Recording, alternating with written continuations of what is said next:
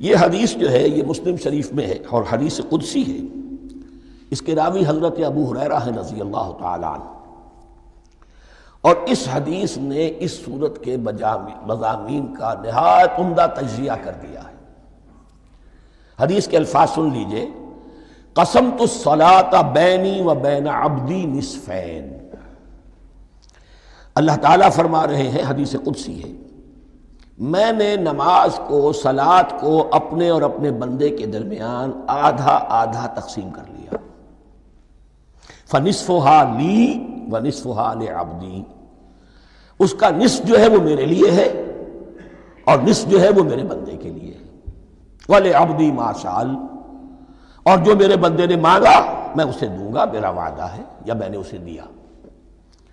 اس کے بعد اس کی تفصیل آتی ہے.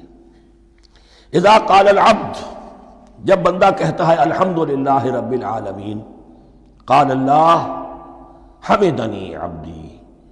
جب بندہ کہتا ہے الحمدللہ رب العالمین، اللہ فرماتا ہے میرے بندے نے میری حمد کی. وَإِذَا قَالَ الرَّحْمَنُ الرَّحِيمُ قَالَ اللَّهُ اثْنَى عَلَيَّ عَبْدِي. جب بندہ کہتا ہے الرحمن الرحیم، اللہ فرماتا ہے میرے بندے نے میری ثنا کی. وَإِذَا قَالَ مَالِكَ يَوْمِ الدِّينِ قَالَ اللَّهُ تَعَالَى مَجَّدَنِي عَبْدِي. میرے بندے نے میری تمجید بیان کی، میری بزرگی بیان کی. اب یہ تین آیتیں ہو گئیں، تینوں میں اللہ کی حمد ہے، ثنا ہے، تمجید ہے. یہ تین آیتیں خالص اللہ کے لیے ہو گئیں. اب چوتھی آیت آئی، ایاک نعبد و ایاک نستعین. اس کے بارے میں جب بندہ کہتا ہے اذا قال العبد ایاک نعبد و ایاک نستعین، قال اللہ تعالی ھذا ما بینی و بین عبدی ولعبدی ما سأل. یہ میرے اور میرے بندے کے درمیان ہے. یہ تو یوں سمجھیے کہ یہ گرہ لگ گئی ہے میرے اور میرے بندے کے مابین.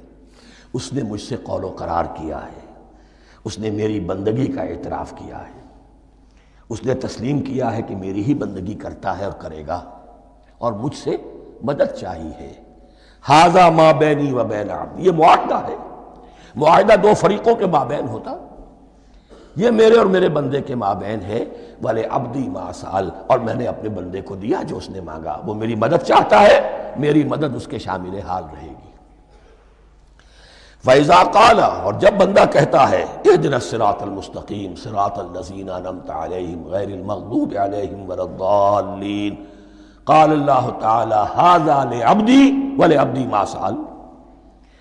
یہ تین آیتیں یہ میرے بندے کے لیے. اهْدِنَا الصِّرَاطَ الْمُسْتَقِيمَ، اسی صراط مستقیم کی وضاحت ہے مثبت. صراط الذین انعمت علیہم، اسی صراط المستقیم کی وضاحت ہے منفی انداز میں، غیر المغضوب علیہم ولا الضالین. یہ سب میرے بندے کے لیے ہے اور میں نے اپنے بندے کو دیا جو اس نے مانگا. اس کو میں نے ایک مرتبہ یہ ترازو کی شکل میں اس کو لکھوایا تھا. دیکھیے یہ ایاک نعبد و ایاک نستعین، یہ ہے وہ ترازی کی وہ ڈنڈ. واو جو ہے ایاک نعبد و ایاک نستعین، واو جو ہے گویا کہ وہ مٹھ ہے جس سے کہ ترازو کو پکڑا جاتا ہے.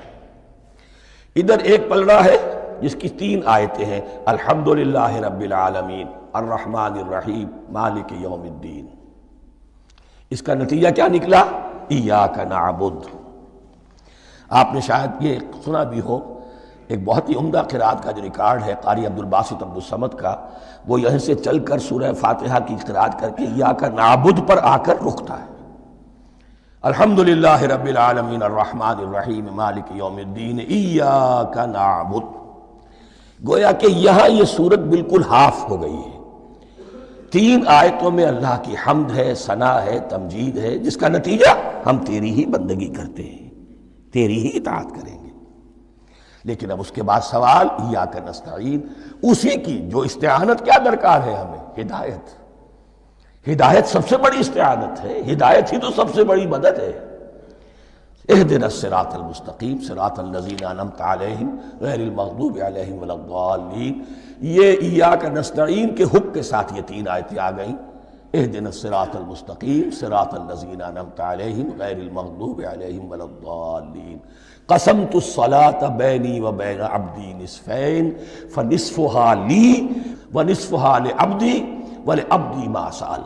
اللہ تعالیٰ اس سورہ فاتحہ کا جو اصل مفہوم ہے وہ بھی ہمارے ذہنوں پر، ہمارے شعور کی سطح پر اسے اجاگر کیے رکھے، ہمیں توفیق دے کہ جب بھی پڑھیں، جب بھی سنیں تو وہ کیفیت اگر ہو جائے، اس لیے کہ ایک حدیث ہے کہ الصلاۃ معراج المومنین، نماز تو اہل ایمان کے حق میں معراج کے درجے میں ہے۔ اس حوالے سے ہم یہ سمجھ سکتے ہیں کہ کوئی وقت ایسا آ سکتا ہے کہ انسان کو واقعتاً، روح انسانی واقعتاً اللہ کے یہ جواب سنے۔ انہونی بات نہیں ہے، ہوتا ہے خطاب آخر، اٹھتا ہے حجاب آخر، کرتے ہیں خطاب آخر، یہ تو ہوتا ہے۔ مخاطبہ الہی، یہ تو میں نے عرض کیا کہ ثابت ہے، مخاطبہ، محادثہ اور تحدیث، اللہ بندوں سے کلام کرتا ہے۔